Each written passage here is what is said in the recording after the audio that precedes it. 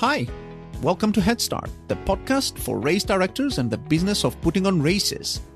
When doors start dropping off planes mid-air, or your favorite online retailer gets in touch to let you know your personal details may have been compromised, it's tempting to think you may have done a better job handling that crisis were you in their shoes.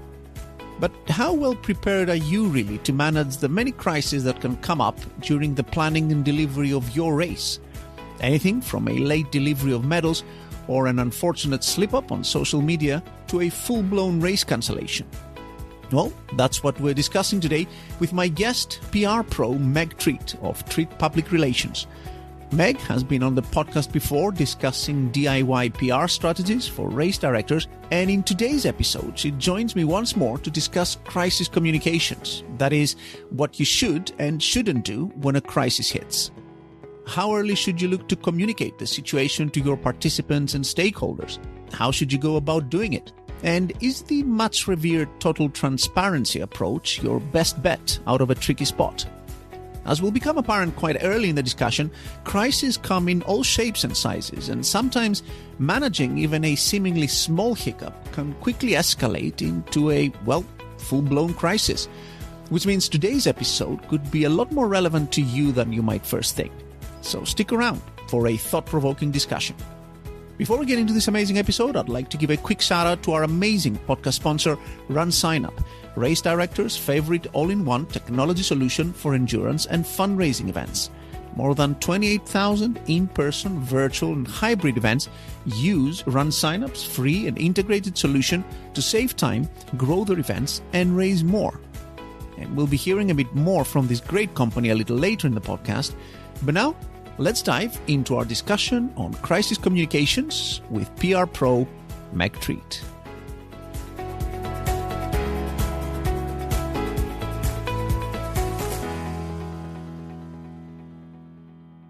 Meg, welcome back to the podcast. Thanks so much for having me back, Panos. It's always nice to be here with you talking about the business of running events. Well, absolutely. It's a great pleasure to have you back on. I've been following, obviously, since I think we last spoke more than a year ago. I checked when our episode went out, and that was December 2022. So it's been a while, but I've been eagerly following your trajectory in the industry. You've been busy with a few things, taking on some races, and you now have an online course out. Do you want to maybe tell our listeners, the ones that don't know who you are, a little bit about yourself, and also for the ones who do know who you are, what you've been up to all this time? Sure thing. Hi, my name's Meg Treat. I'm an entrepreneur, an educator, and an accredited PR professional. I'm the owner of Treat Public Relations, which is the endurance industry's primary PR agency partner. We work with some of the largest and most storied running events here in the United States, helping them share the stories of their runners and increase their impact in their communities. I'm also alongside that main role of leading Treat PR and growing it, I am the president of the Orange County chapter of the Public Relations Society of America, and I also teach PR at the collegiate level. I'm a limited term lecturer at my alma mater, Purdue University. But, overall, Panos, everything for me is about communications and about running and making sure that people feel empowered to share their story and be the main character of that story.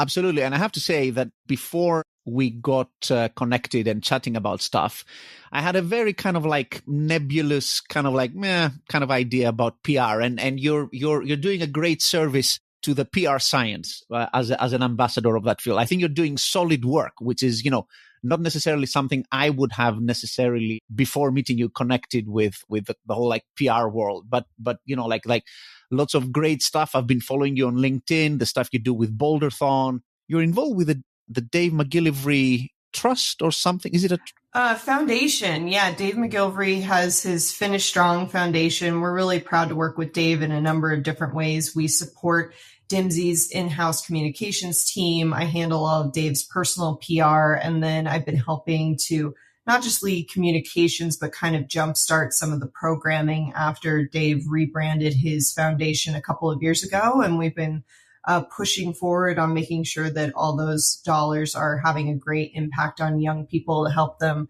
move more, give more, and read more.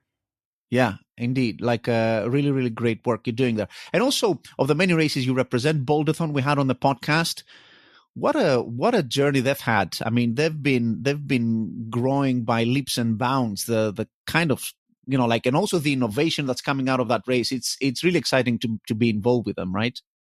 It really is. I think that we are very lucky that we work with both kind of the old guard of race directors and the new guard coming in. And, from the legacy lessons that we can learn from longtime race directors who are legends in the industry, as well as the things that we can learn from new race directors like Phil, who are totally innovating and bringing their kind of millennial marketing mindsets to the industry. It's causing a lot of good, positive change. And obviously for races like Boulderthon, lots of positive impact on their bottom line and their registration numbers. Yeah, I mean, Phil, he does a great job, and he makes everything look so easy, right? I mean, he's one of those people that just everything looks so easy for him, like like growing a race into the thousands in a couple of years, and like doing all the great stuff he's achieved with the race. He just makes it like look so effortless alongside everything else he does. I know. And I know behind the scenes, he's working his tail off, not just as an RD, but as a runner, as a business owner of other businesses in the local Boulder area. And he brings such a calm and serene vibe to it that it does give that effortless look in front of all the hard work that he's doing behind the scenes. Yeah, he's a great ambassador for our industry, and I strongly suggest that people take a note and go back and listen to that Boulderthon episode. There's lots of really great tips in there from Phil, as well as our other spotlight episodes. Some great races in there. So last time we chatted, we had a very interesting discussion on PR in general as a tool that race directors might use to reach out to public media and extend the exposure they get for the race. We touched on lots of very practical tips on winning over earned media being the kind of stuff that, like you earn, meaning, like people take an interest in your race and they write about it kind of thing, as opposed to paying for it, which is really a great eye opener in terms of the many things that people could be doing in reaching out to radio, to press, to online media, and getting more exposure for the race with some really practical tips. Today, we're going to be touching on crisis communications. And I should say, because we've been discussing this topic for a while, and the first thing that at least crosses my mind when I think of crisis, it's like, like earthquakes and floods and really, really big stuff. And of course, we're going to be touching on weather as it is and other things. But I think it's important in the context of today's episode to explore crisis in a broader context, because crises these days take many, many different forms. My first question on this topic would be what really constitutes a crisis? What would be your definition of a crisis? And also in terms of maybe you're going to give us a few examples, because again, the things that come to mind for me are like wildfires and comets coming down, raining from the sky, that kind of thing. Yes. No, I think it's a great place to start. And coming into this conversation this morning, Panos, I was thinking about my own definition of crisis that I've kind of adopted over the years working in PR, but I decided that it was prudent and thoughtful to actually go back to my textbooks from when I was in my master's degree. We had a lot of focus on crisis communications, and I actually found two definitions from my textbook from some PR scholars and researchers that I think are interesting. The first is super simple, and I love this researcher Heath's focus on being concise. He says that crisis is risk manifested. It's risk come to life, right? It's the worst thing that you could imagine happening right in front of you in the present. Now, Seeger, Selnell, and Ulmer, other researchers, they have a longer-winded answer that I think arrives at the same endpoint. But, it's a specific, unexpected, non-routine event or series of events that creates uncertainty and that either has a significant or even just a perceived threat to some goal that we're chasing, according to their definition. So at the end of the day, I think Heath has the right idea with keeping it concise. It's risk manifested. In my work as a PR practitioner, the definition of public relations is creating mutually beneficial relationships. So that's everything that I'm trying to do in my work all day. So for me, when I boil risk and crisis down, for me, and when I'm talking to the RDs that I work with, I'm thinking about crisis in the space of it being a time when a relationship with a group of people or a person or another organization is at risk of changing when we don't want it to change. Something is up in the air. Something might be morphing into a new type of relationship when we wanted it to be another type. So that's where I really approach crisis, is a relationship is at risk. Mm-hmm. Well, it's interesting you bring the relationship into it, because up until that point where you were discussing, risk manifested and stuff, like what came to mind is just, it's a curveball, basically. It's an unexpected kind of like spanner in the works kind of thing. But of course, race directors listening to this will of course know that, their whole lives is full of curveballs and spanners, right? I mean, every single day is a curveball for a race director, but it's that aspect of it that makes it a crisis, I guess. It's the public relations and the relationship with your audience aspect of it. It's the fact that other people will be affected from this. It's not like something happened on the course and, there's yet another problem to solve. It's the fact that these crises that we'll be discussing are the kinds of events that require you to communicate with people about what's going on, right? Totally. And I think it's important too. We call it public relations, but it's really public's relations. There's never just one public. So even thinking about too, that we're not just thinking about a relationship being at risk with our runners, our participants, but it could be that we have a relationship with our city at risk who issues our permits. It could be a sponsor relationship that now we're not going to have an investment that we thought we were going to have going into this next road racing year. Any of those stakeholder groups, volunteers, elites, we can think about a million different types of audiences, even our own internal teams, that a crisis could be causing our relationship with them to be at risk. Mm-hmm.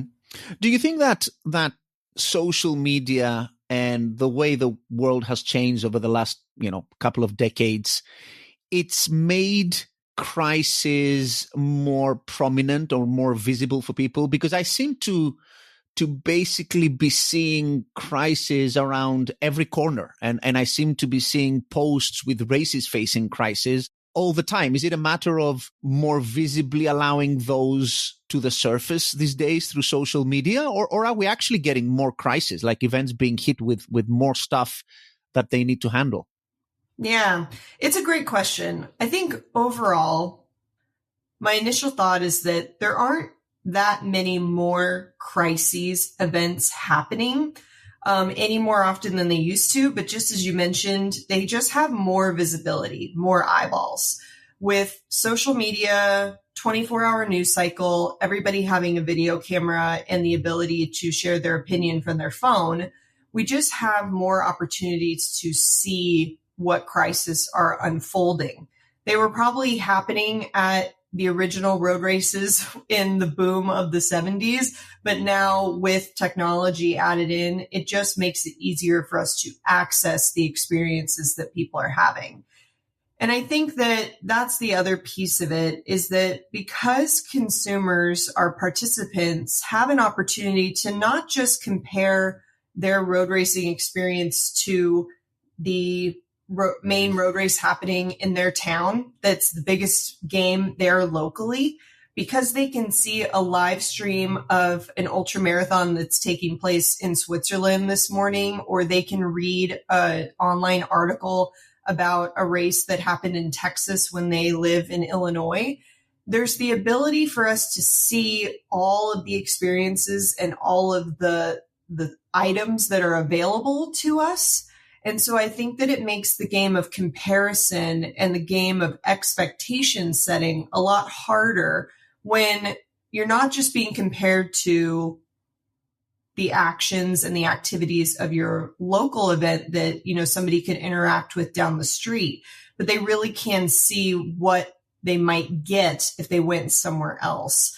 And so I think as a result, consumers are a lot more discerning. They're a lot more critical, and it's easier to play the comparison game, which is sometimes where these crises can unfold from.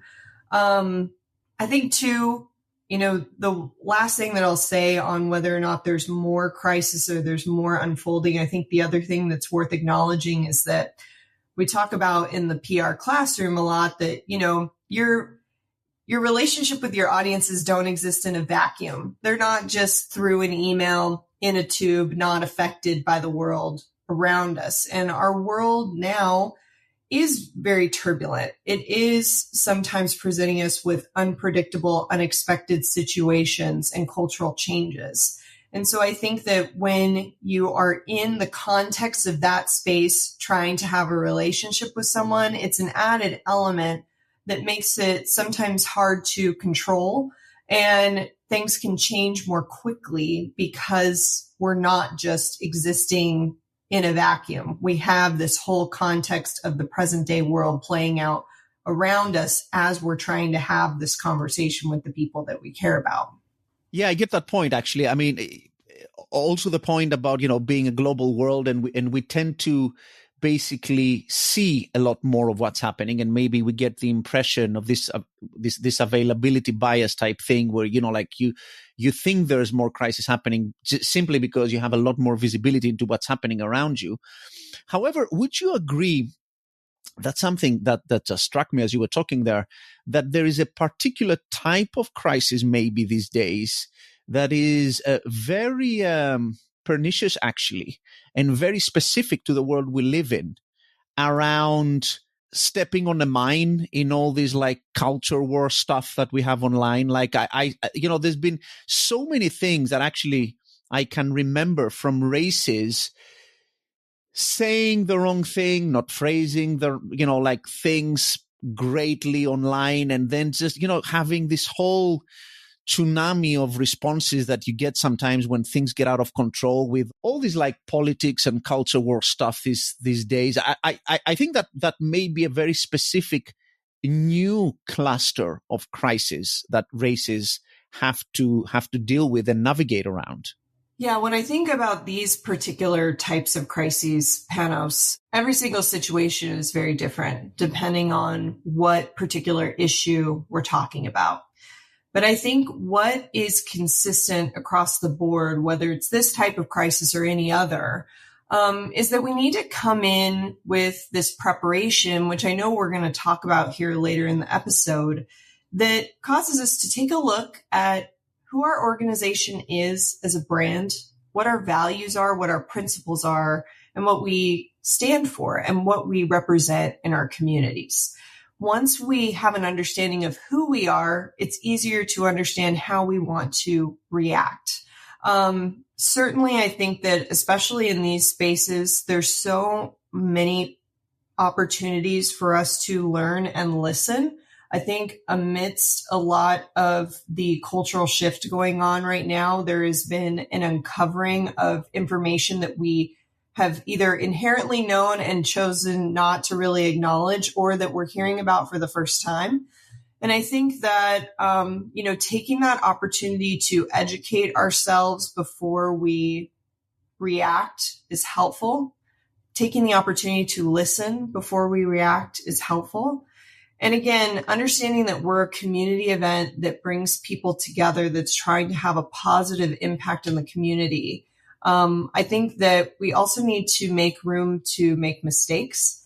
I think that, if we get obsessed with getting it exactly right in this type of crisis or in any other one, done is better than perfect. And I think that there is some element of it where we can't learn what we need to learn unless we take the next step and gather more information.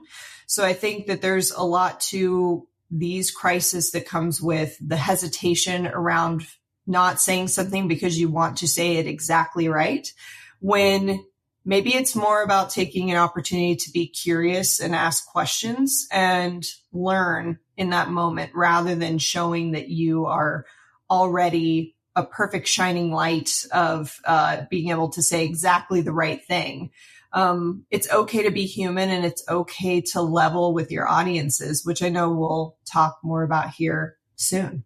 These types of crises are an interesting example in another sense, which sort of leads me to my next question, because they're the kind of crises that catch people by surprise, right? I mean, again, I'm thinking just for people to visualize, because I think it's interesting to look at the framework of crisis management through an example. You know, again, you put out the wrong comment, you say something the wrong way, or in a way that your audience may perceive to be the wrong way, right? And it's so difficult these days, sometimes, to roll back from that position. And then I wonder, which is a general question around crisis more generally, is do we sometimes, by acknowledging the audience's maybe merited complaints about things, maybe hysteria in some cases, are we bringing crisis onto ourselves? Are we basically making crisis out of nothing in some cases? Yeah, this is an interesting one to think about, because to me, I think that we, even with crises that are in the news right now that aren't even related to running, I think about this Boeing plane situation with the Alaska Airlines flight, right? And when you look at a crisis, it's very rare that you look at the root cause and there's not something clearly there. I think that, it didn't come back that it was a freak accident. It came back that some bolts were loose, right? There was somebody along the way who didn't do what they needed to do, who didn't check what they needed to check, or created a culture or an environment where they didn't feel they had time to check it. You know, there's a million things that we can think about, but I think in many cases, in terms of the idea of us bringing crisis onto ourselves, it is true that there's usually something along the way that happened, a breakdown in our systems and our processes and procedures, or in someone else's who we rely on in the space of our race that create the opportunity. And that's why it's important to think about, reviewing all of these things ahead of race day to see what risks are there, what can be mitigated.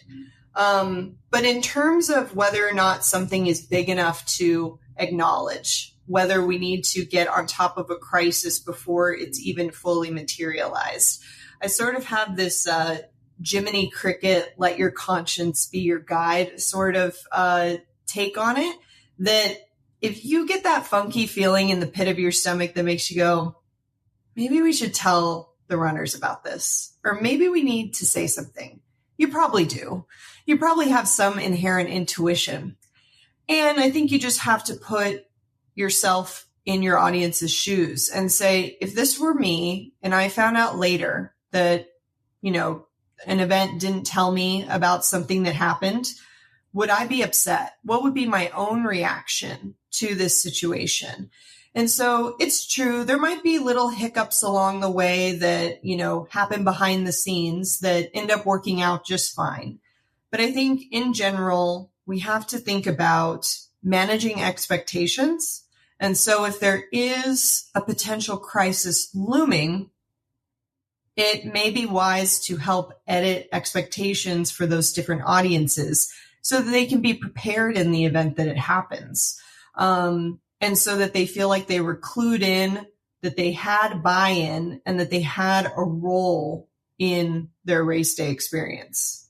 For a previous generation of leaders, the recommended course of advice in a crisis was to say nothing, right? I remember for decades growing up, and the standard response was just no comment. I guess you're saying we've moved on from that in terms of like our general thinking around crisis communications.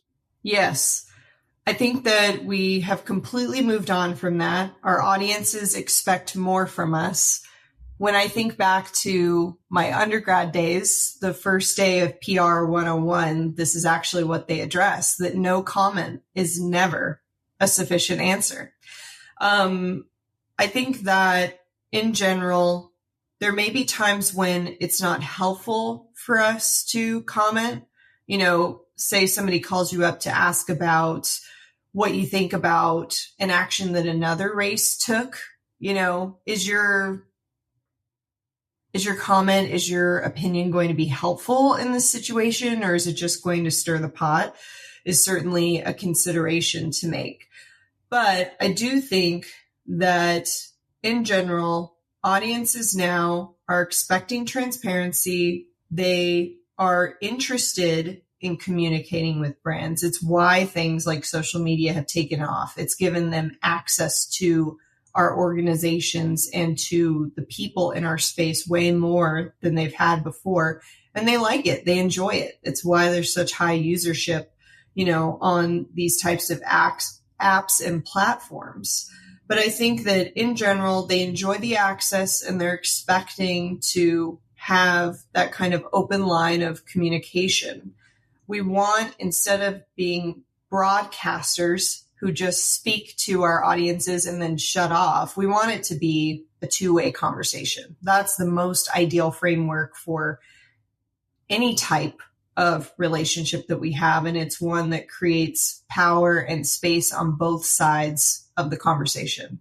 And I guess the whole no comment thing can also invite speculation, right? I think I was reading an article towards the end of last year. Was it Scotland or Wales or somewhere around there? There was an organizer who basically had a track record of canceling races and not issuing refunds and stuff. And, you know, the press got onto it. I really don't know the circumstances. Maybe, you know, it's all totally legit and stuff. But the whole point that guy didn't come forward to comment on it, I guess it doesn't reflect very, very well on him, right? I mean, it allows that space for your audience to start thinking there's something fishy here. Like, why would he not comment? Why would he not come forward and say, you know, no, we had a legitimate reason for canceling, etc. It doesn't sound in this day and age the right strategy for at least this reason alone. Absolutely. I think that the potential for speculation is one of the greatest reasons to put a crisis communications plan together. Not only because honesty and transparency are the best policy when we're talking about any type of relationship, right? Whether it's between us and our runners or it's between you and a friend or a family member, that honesty and that transparency go a long way with building trust. And I think that, you know, in terms of this particular example, which I think is a great one for this particular topic, you know, where there's smoke, there's fire. And when there's someone hiding from the press, there's usually something to hide. So I think that it's, you know, a very fair assessment that folks have speculated on why that would be happening. And without an answer to the question, this is the other reason that we address the specific questions that we do when we make a comment on a crisis, is because we're trying to reduce the amount of questions that remain. A crisis is over when all the questions have been answered. And you'll notice that with any type of news story too. It's always in the news and continues to be in the news until all the questions are answered. When there's still speculation, that's when it's going to keep being a part of the zeitgeist of the conversation. So I think that that's something to consider too, is how can you have answers to and anticipate all of the questions that you're going to get about a crisis situation so that once you've answered them, it's kind of over. You know, all of that speculation and that uncertainty goes away. People feel good about what they heard. And as a result, they can move on. They have the closure that they need to move forward from the crisis. Well, you mentioned earlier that it pays to get ahead of a crisis and basically, you know, be proactive, get out there and start communicating about things as soon as you possibly can. I'm wondering, where exactly should that line be drawn, and how soon is soon enough or late enough? And in the context, for instance, of the kind of crisis that many people faced towards the end of the pandemic, with world logistics being a total mess, I knew lots of people got caught out by not having medals on time, not having shirts on time, like facing all kinds of disruptions in the race. And, race directors obviously receive information, or should receive information, from factories, from suppliers, about this kind of thing being imminent. At what point would be the right point to start communicating about these things that could potentially develop into a crisis? Let's say your supplier brings you and they say, there's a good chance that we may miss race day for some of your medals, or there's a good chance that some of our t-shirt stock may not be in on time. When you get that message, should your approach be to just get out there and communicate fully transparently about the whole thing, or thinking that this may blow over or in somehow maybe fix down the line, you should think, maybe I'll wait it out for another few weeks, see how the situation develops? How early should you be stepping forward and communicating all that? Yes, I'm going to give the standard marketer's answer that it depends, of course. But I think that in general, when we think about an issue popping up, even one like this that somebody listening to the podcast might be saying, are my medals not arriving on time really a crisis? Potentially, if you're going to have a ton of folks in your email inbox the day after the race saying, I can't believe I didn't have a medal, I didn't get the experience I wanted, you're awful, I hated this, I'll never run your race again, then yeah, it's a crisis. We've got a relationship at stake, right? And I think a big bucket of crises that I recommend that clients prepare for are these ones that are related to the participant experience. If the course is changing, if medals aren't arriving, if there's not going to be an availability for fuel at some place on the course, anything that they were expecting to get, expecting to have be a part of their race day experience, if it's possible that that's going to change, the earlier that you can manage their expectations, the better. I think that in this particular case, there's nothing wrong with going ahead and communicating it as soon as possible. When I think about the potential of folks coming back to you and saying, well, my medal is going to be late, so I want a refund, or I'm not even going to run. That seems like a pretty low risk for this, right? Instead, what they're probably going to feel is, wow, it was so nice of you to be transparent about this. I will keep this in mind. And even all crises are an opportunity, right? As much as they might feel like only a threat, they're an opportunity. I'm even thinking about, does this give you an opportunity to show your creativity and show your dedication to your runners? So your medals are arriving late. Can the supplier give you 1 or 5 of those medals, even if they can't deliver all of them? And you can have a photo op ready for runners at the finish line. So even if they're going to be getting their own medal in the mail, they're still going to have a photo to share on Medal Monday. When we really think about like creating the fun runner experience, is there some creative way to take this, bummer thing that's happening and potentially turn it into a great opportunity to show your runners that you care?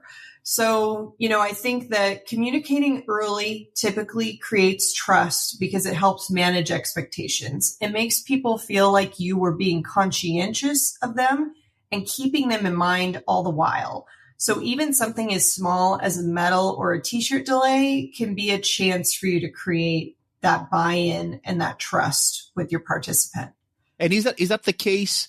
Would that still be the advice for communication, even in the types of crises where the crisis may have been resolved or maybe no one has actually materially been affected? Because, I'm thinking about these emails I get from time to time, hopefully not too often, where you get, like one of the sites you're registered in maybe has a data leak or a hack or something, but something not that affects, not serious data being stolen or compromised. But, they send this email around that says, on July 7th, someone accessed the site. We believe your account may be affected, but they only got through to, this or that information, or even they didn't get anything. We just had an unauthorized access kind of thing. So this is the kind of thing that happens.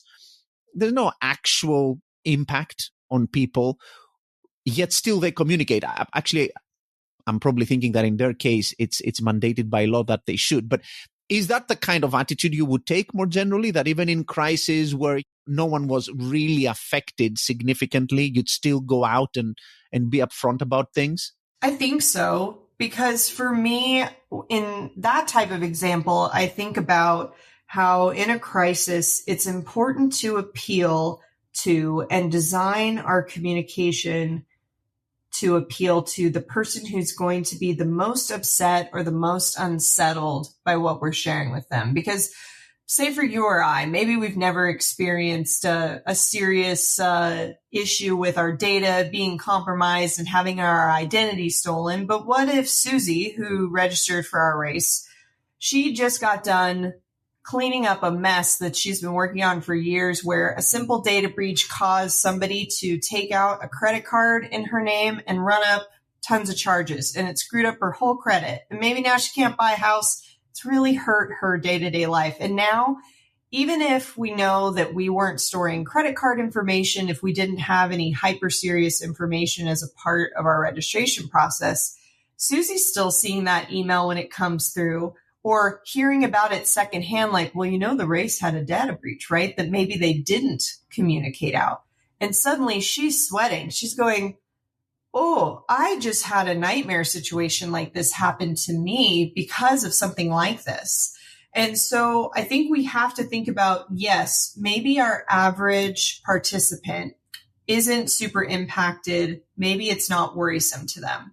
But based on the unique experiences of each participant, there may be one or a handful of people who feel very strongly or have an experience with this, that it really brings up a traumatizing or tough situation for them. So I think we have to think about the worst case scenario, even if it feels like it's not worst case, because for someone, it might feel that way. And I think that in general, the reason that somebody knows that it wasn't that big of a deal or that it got resolved is because we communicated with them. If we don't tell them and they hear it secondhand, it's just like hearing that a friend talked behind your back secondhand, right? Instead of saying it to your face, it just hurts. It feels better to level with people and be transparent. It just feels better at the end of the day. So I think that, not only is that part of it, but also too, again, another opportunity. Even if a crisis resolved itself, take the chance to share with your runners how you mitigated it, right? How you were keeping them in mind and made decisions and thought quickly about how to resolve it. There's no shame in tooting your own horn when there was something going wonky and you were able to bring it back to a place where it's not going to impact them. And now you get to share that message as a part of your communications. So you've got a great thing going. You've built a great event that people love from the ground up, and you're ready to take it to the next level. But is your technology up to it? If you've been hacking your way so far using different tools for different jobs, having a so-so website and spending hours moving data back and forth from your registration platform to your email marketing provider and so on, it's time you upgraded your tech before you look into upgrading your race. With Run Signups all-in-one technology solution, you'll get all the tools you need and more all in one place to help you build a solid foundation that will help support your race's growth for years to come. Free email marketing, an awesome free custom website, a fully customizable registration experience, and awesome fundraising and participant-to-participant referral tools are just some of the things you'll be getting when you join Run Signups' industry-leading platform. With that, you'll get the resources and support you need to get you through the next stages of your growth journey, and an amazing suite of race day tools to help you deliver a world-class race day experience to your participants and fans. So, To learn more about RunSignup's market-leading technology used by over 28,000 in-person, virtual, and hybrid events, and to book a free demo tailored to your needs, make sure to visit runsignup.com today. That's runsignup.com and see what RunSignup's awesome race technology can do to take your event to the next level.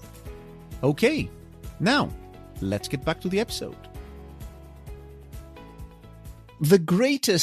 Probably the greatest shared crisis of our generation as professionals has been COVID, of course, where lots of races had to be cancelled. And races, of course, still get cancelled on account of weather. But COVID was a specific crisis where, even in contrast to the medals example, someone may complain, you should have chosen a better supplier, you should have ordered earlier, whatever. COVID was something that just caught people by surprise. There was nothing you could do. And there were tons of people who had a no refunds policy, which, runners were very happy to sign up to because there were very rarely cancellations before COVID, right? And then it comes to it and COVID comes around and you need to cancel your event and you need to communicate this to people. And of course, it's all fine, however difficult it might be to the communicating bit. There's also the who pays for it bit now with the refunds, right?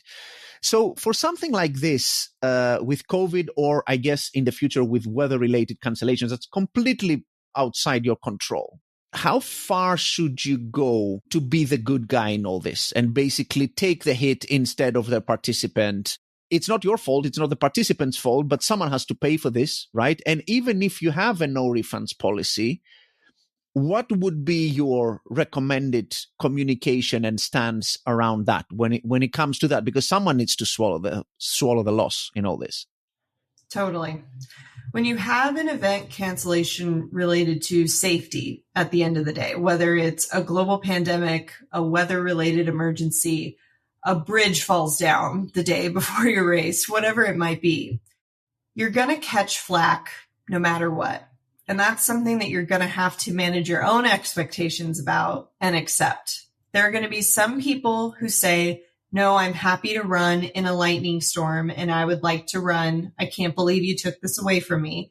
And there are others who are going to say, thank you for keeping runner safety in mind. I appreciate you. I think you did the right thing. There's going to be both. You're going to catch flack and you're going to catch compliments no matter what decision you make, going forward with it or canceling. The important thing is that you need to make a decision. You've got to listen to your own Jiminy Cricket conscience and find a way for you to sleep at night knowing that you did what you thought was best for your participant, who, of course, as event organizers, is our primary concern. The safety and health of our participant. If they don't arrive at the finish line healthy and safe, what was it for, right? So I think that you've got to make a decision that you're going to feel confident about, regardless of what somebody might post in a Facebook comment or send you in your info at email. You have to make a decision that you feel good about and that you're going to be able to sleep at night knowing that you made, number one. As far as the financial element, I think that this is going to be different for every race. And I think that it's going to be different depending on every single situation.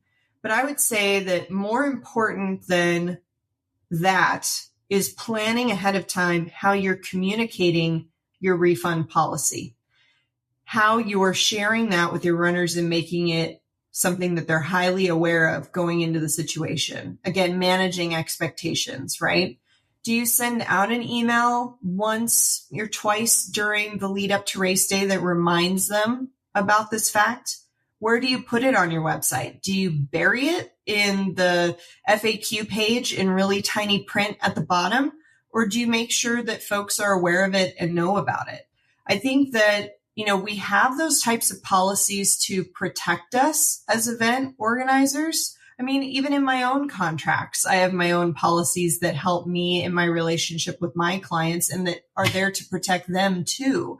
So I think that in general, we have to be transparent and open about what those policies are. And rather than skirting around it and saying, well, I don't want to bring up the refund policy because I don't want to worry my participant about whether or not they're going to need it. Or maybe they're going to think I'm a bad person because I don't have the ability to give everybody a refund. You got to get over that part.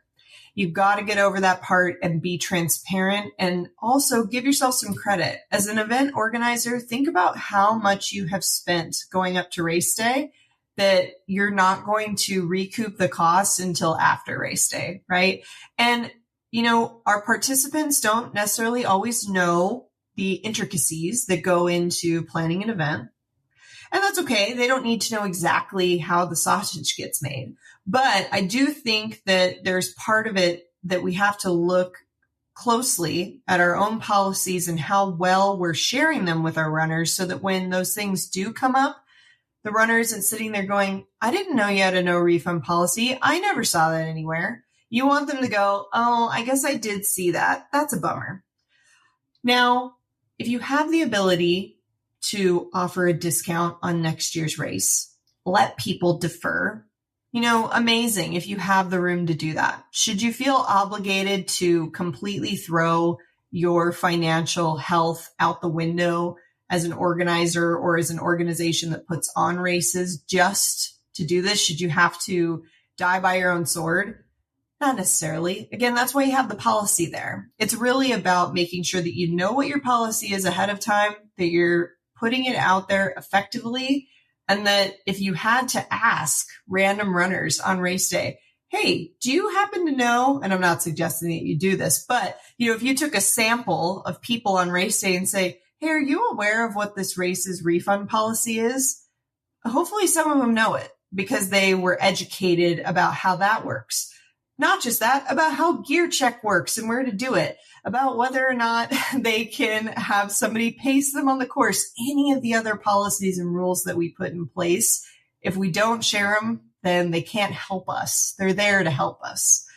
Well, in this particular case, when you're actually sitting down to write that email, let's forget about COVID. Let's look forward. There's a wildfire or a thunderstorm, as you say. When you're sitting down to write that email to participants, question one, what information sort of would you put in that email? So what kind of information should that email contain? And going back to the refund policy, obviously you might want to mention that we have a no refunds policy. Would you feel the need in an email like that to defend your no refunds policy by, making all the arguments that race directors legitimately make around sunk costs and expenses being paid and all of that kind of stuff? Or would that seem too defensive at that stage? Like, what would you choose or advise people to do? Before we even start crafting the message, there's a piece of crisis communications planning that's just taking a hard look at the way our organization works and figuring out what the risks are. For example, do we have a refunds policy, and where do we put it? Where do people see it? But this could be anything, right? It could be what type of medical staff do we have in the event that somebody has a medical emergency? Where are they along the course? It's just that situational analysis of any type of risk that your event might have that can be mitigated. What steps are you already taking to lower that risk? And then what else can you do before you even write these statements or before they even occur to even further solidify your plan and make you feel confident that your risk is as low as it can be? Then after we do that planning, after we do that preparation of figuring out where are our weaknesses and where can we make them our strengths, whenever we're creating a crisis communication statement or when we're making an entire comprehensive plan that goes through all of the different events that can occur, there are 4 questions that we want to break down as a part of our crisis communications statement, whether that's appearing in an email or it's at a press conference or it's an email to a media member or it's a post on social media. The first is, what happened? What actually has occurred here? The best way to approach it is from a chronological standpoint. If you can tell the narrative story based on time of what all went down that led to this happening. This includes when you became aware of it, what you started to do, etc., in a reaction to it. The next one is, what do we believe was the reason that this happened? Is there currently a root cause that we can identify? If there's not, we don't want to speculate, but we do want to remind people that we're looking for the root cause and what the plan is for updating them once we've investigated what it might be. When's a time they can expect to hear from us again, even if we don't have a completely clear answer yet? We want to talk about, too, what did we do? And this is the part of that crisis planning situational analysis that's important, is what did we do before this to try and keep it from happening? Basically showcasing that we were on top of it. We did try to mitigate this risk, and this was what was in place. Now, if you didn't do anything, of course, you can't lie in this situation. If you didn't do any preparation, or if there was no way to prepare for a global pandemic, it's okay to say that. It's okay to acknowledge and level with your audiences. The last piece that's so important is what you're going to do moving forward to make sure it never happens again. And that's a promise. That's an investment of your time always moving forward, of mitigating this issue, because even when a crisis is complete, we have to tend to it going forward to make sure that it doesn't occur again.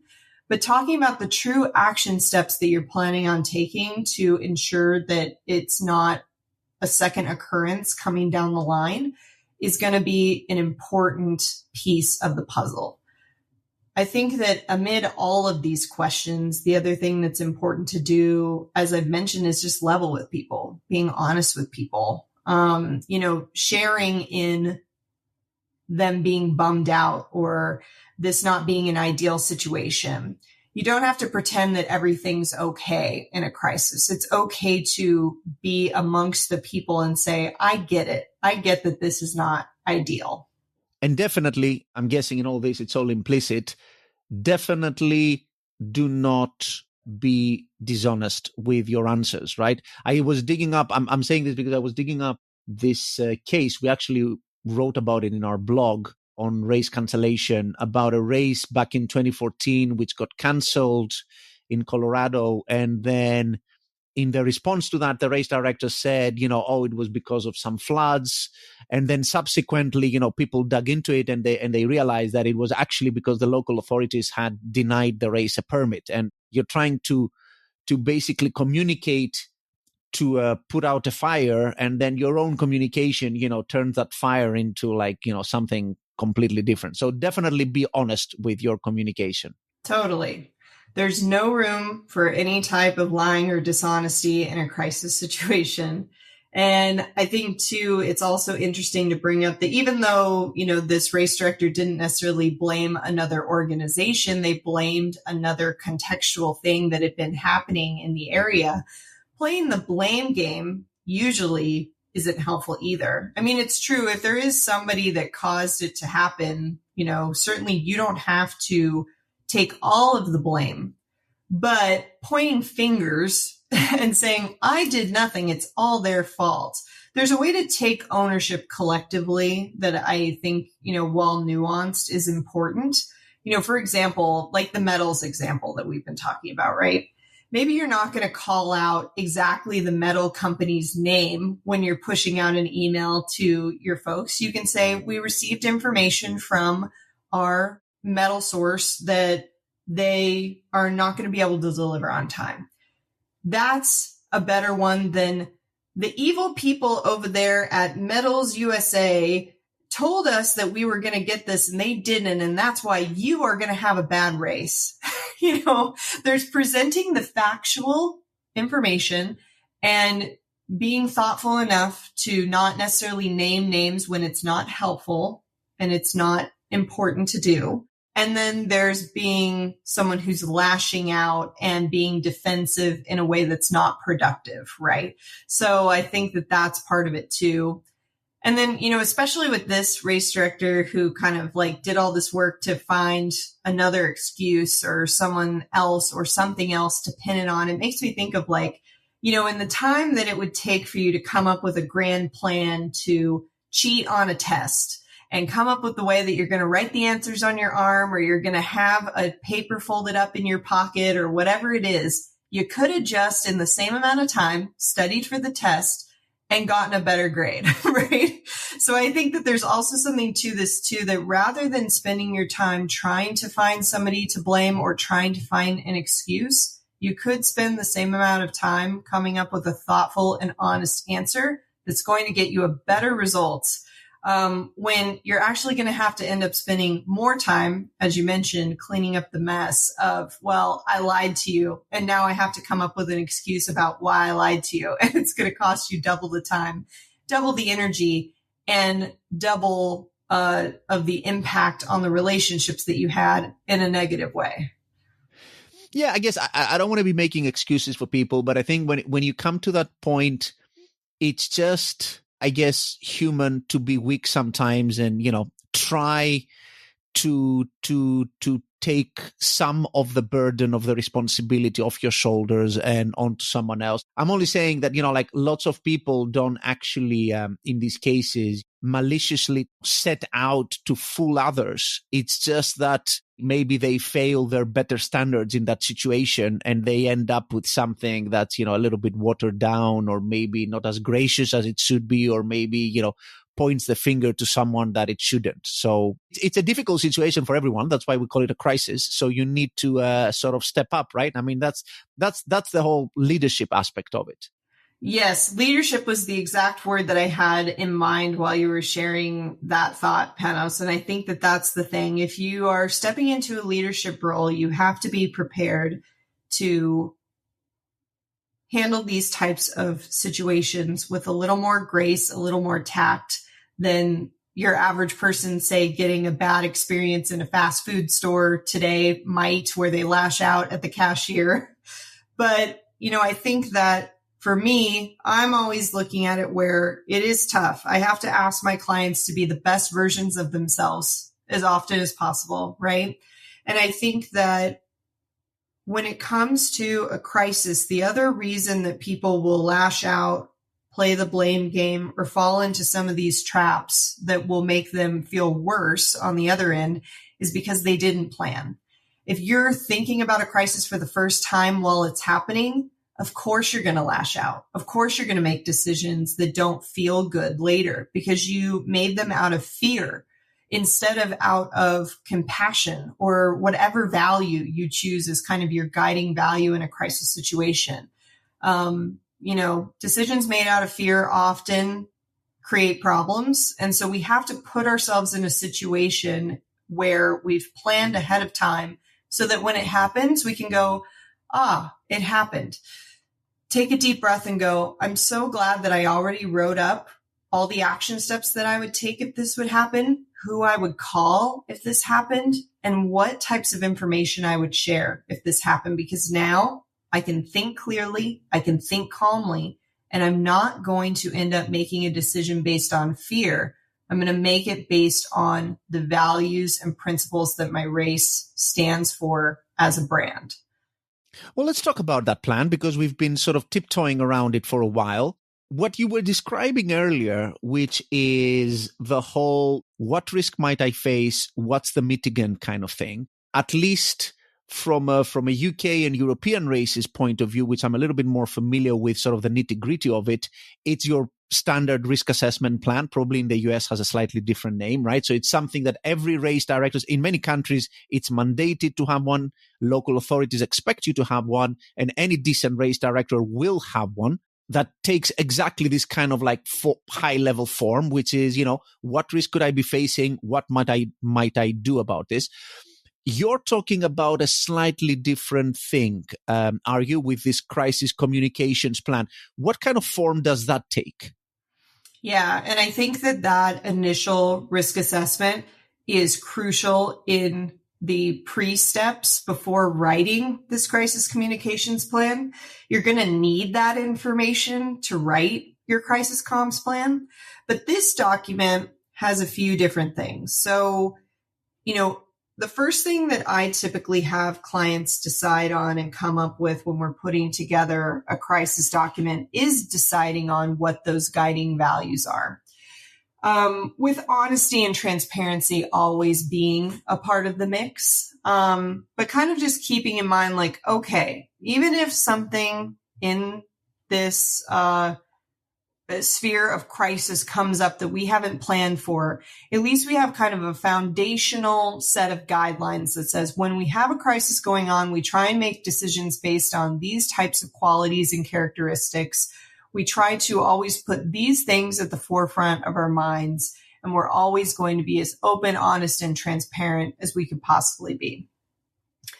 Then in a crisis plan, what we do is really write out what those remaining potential risks are after our risk assessment, come up with what are those occurrences that may happen that could put my relationship with my different stakeholders that my race has at stake. And I typically divide them into 4 buckets. Weather, of course, whether it's forecasted or unforecasted, whether it causes discomfort for our participants or if it causes a full cancellation or even just an editing of the course. Safety is another big bucket, right? This could be anything from medical issues to terrorist attacks to death on the course. Even alcohol-related issues at your post-race party. There's also that less than expected experience crisis, right? Where our participant feels like they didn't get what they thought they were going to get. Swag isn't arriving late or it's poor quality. The course was cut, and so they ran 10 miles instead of 13.1. They didn't get photos of them during the event when they thought they were going to get them. There was a really long line at the porta potty. Could be anything, right? But those things that change the actual experience and that impact the expectations that our participants had. And then there's also crises related to our team, right? Because people certainly are a big part of risk. Whether it's a volunteer who accidentally sent people down the wrong street and, gave poor directions, a vendor who maybe said something that offended somebody who was at the expo, a staff member who doesn't handle a customer service related issue with a lot of tact and makes somebody feel uncomfortable or hurt in their response. People are certainly the most unpredictable folks within our group. So we have to think about the crises that come from our team members. But once we have those buckets and once we have an idea of what those different risks are, we make that list. And for every single item on that list, we're going to have a couple of things. We want to break down what our immediate action steps are and what contacts we should activate.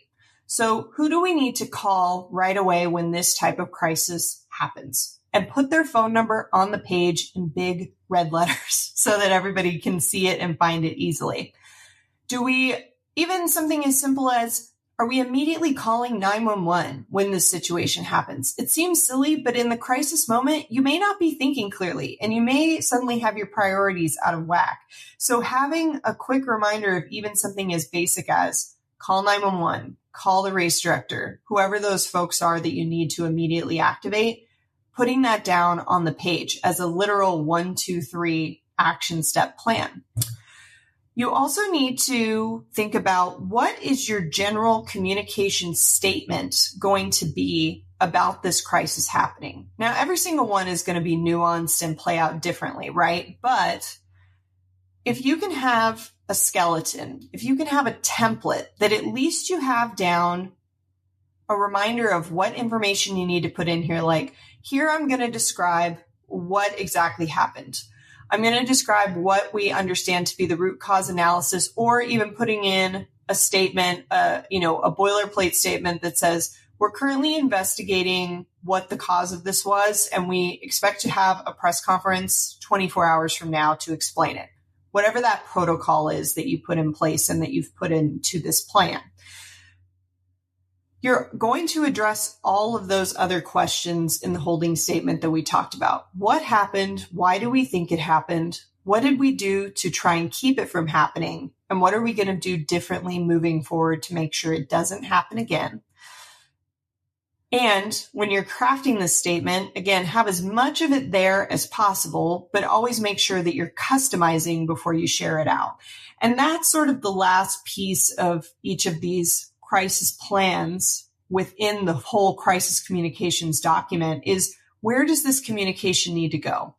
Is it only going out to your runners? And is it going via email? Is it going via social? Is it only going out to media? Is it going to both? Does it need to go to your vendors? Where are you sharing it and who are you sharing it with? And who's responsible for doing that? So does Jonathan need to post on social because he's the social media manager, but Victoria is going to send out the email because she controls our email marketing? Or is there someone at Race Command who their whole job for the day is crisis communications and they take ownership of all the channels all at once? But having that breakdown. So again, having the action steps for what you're going to do when a certain crisis happens, the communication or statement that you're planning to put out, at least a skeleton of it, a draft of it that you can adapt in the moment, and then a breakdown of where it's going to be shared, with who, and by who, is all going to be a part of each of these crisis plans that you put together. It kind of ends up being a behemoth document in many cases. I've had some that are 50 typed pages long. I've had some that are shorter, but I think that anyone who activates this type of plan is going to find that it's very worthwhile to do, because as we know in the events industry, the unexpected is always around the corner. Is there going back to the bucketing that you suggested of the four different types of crisis?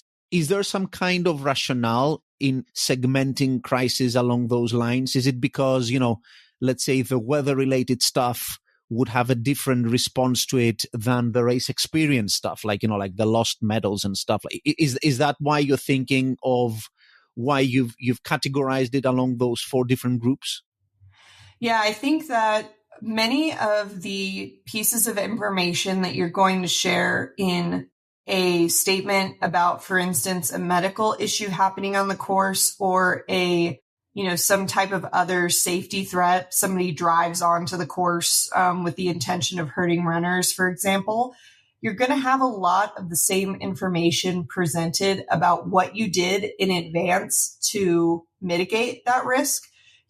Talking about your EMS teams, your law enforcement teams, about other safety protocol that you had put in place. I think that the reason that I like to bucket them together is that you're going to find that some of the answers are somewhat similar in the information that you present about what you did ahead of time, so that it kind of just makes it easier to keep running through the scenario of like, okay, I have some of this similar information that I need to share, but there's a nuanced difference between these two crises with the same kind of mitigation plan in front of it. So it just helps you to kind of organize it in your mind. Same with weather. I think that, for example, most race directors are going to say, well, we have a meteorologist that we call, again, all these things that we're doing to mitigate it ahead of time, who monitors the weather all 7 days leading up to the race. We have a wet bulb that we use. We have these different levels that we decide whether or not we're doing this or that. We met every 2 hours leading up to the race to reassess, etc. I think that, again, whether it ends up being a crisis about the race being canceled because of weather, or, just having to let runners know that it's going to be a wet day out there and they might not be as comfy as they were going to be on the course before, both are going to require you to share the same mitigation steps that you took. So it just helps with bucketing them together so that you can kind of keep that consistency throughout, and reuse some of that same information that you've collected in that section. Going back to what you said about, sometimes these things taking 50 pages, obviously most events won't need to get close to that. But also on the other side of this, as a race director, you can also make some common sense decisions around what areas of this to focus on. For instance, if you're in California, if you're in Oregon, which, constantly have issues with wildfires, if you're in Florida, coastal states being hit with hurricanes, you want to focus a little bit more on those kinds of things rather than other. And I'm sure many race directors in those areas may not have a full crisis communications plan, but I'm sure they've thought really hard and probably put something into writing around the kinds of weather-related stuff that they're really prone to be hit with? Yeah, I think that triaging it is thoughtful. If you have some certain crises that you expect more often than others based on your geographic location, based on the size of your race, the type of event that you do, maybe it's a trail race versus a road race. There's certainly a lot of considerations to make between different distances too, whether you have a 5K or an ultra going on, you've got very different risks, right?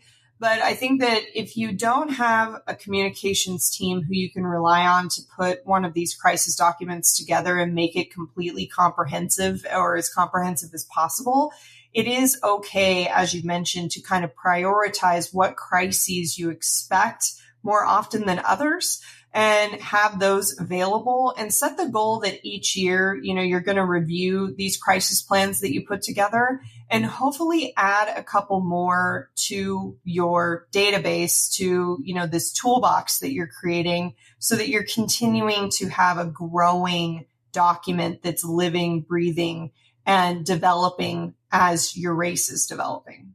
Yeah, when you were going into the different sort of like event types, I somehow got this flashback from a couple of events in the UK who are triathlons and swim-based events, and they had issues with the quality of the water. I mean, all kinds of things can go wrong, right? I mean, too many algae or bacteria or whatever, or chemicals in the water. I mean, it's endless in terms of crisis when you're a race director.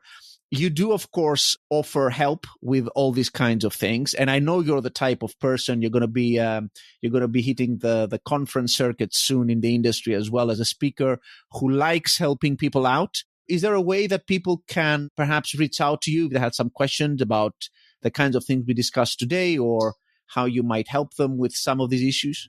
Yeah, absolutely. Well, I love connecting with folks in the race director group that you have on Facebook, Panos. I think it's a wonderful tool for folks to connect with each other. So certainly if there's any discussion around crisis there, I try and offer advice where I can. But yeah, if folks want to learn more about Treat PR and how we might collaborate, we have a variety of different ways that we engage with races, no matter their size or their scope. Our crisis communications planning is a part of our podium package, which is our full service kind of ultra premier PR agency experience for race directors, where for 6 months leading up to their race, we're providing them with full service PR support, everything from press releases to crisis plans to media training and everything in between. We also have our tempo plans, which are a great document package for races of all sizes to make sure that they're sharing key information points about their race and getting it out there in their local media.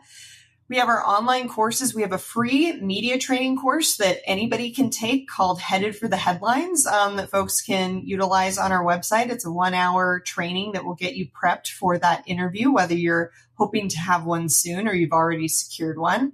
And then we have our PR DIY course for race directors who might be on a limited budget or who want to bootstrap their PR efforts, called Headlines and Finish Lines.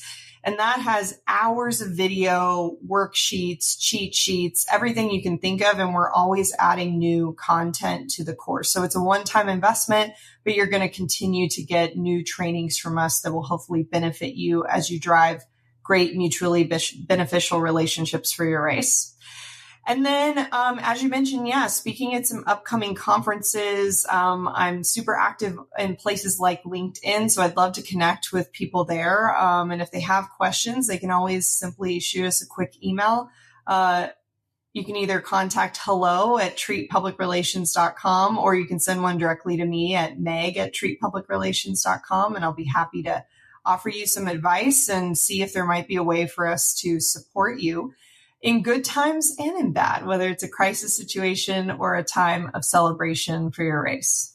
Indeed. And I should mention that the Headlines and Finish Lines course, which is, as you say, video-based, and it sort of goes a lot further than the very helpful podcast we had on PR and earned media a while back that I would also advise people to go back and check out.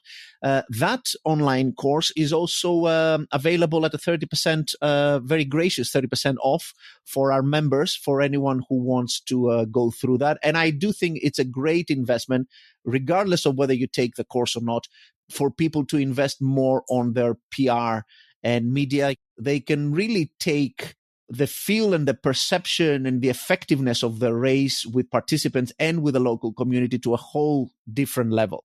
So, hoping for an uneventful 2024 with as few crises to communicate around as possible. I want to thank you very, very much for taking the time today to be with me. I hope you enjoyed it.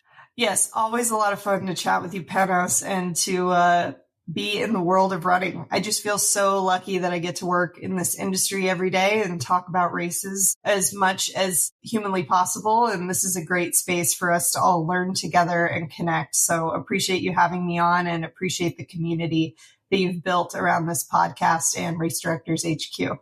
Well, thank you very much for all your contributions to the podcast. Hopefully, we'll get a chance to talk about something completely different in the future.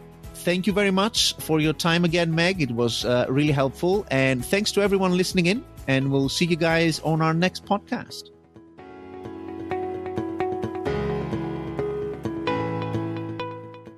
I hope you enjoyed today's episode on crisis communications with Meg Treat of Treat Public Relations. You can find more resources on anything and everything related to race directing on our website, racedirectorshq.com. You can also share your thoughts about some of the things discussed in today's episode or anything else in our Facebook group, Race Directors Hub. Many thanks again to our awesome podcast sponsor, Run Sign Up, for sponsoring today's episode. And if you enjoyed this episode, please don't forget to subscribe on your favorite player. And do check out our podcast back catalog for more great content like this. Until our next episode, take care and keep putting on amazing races.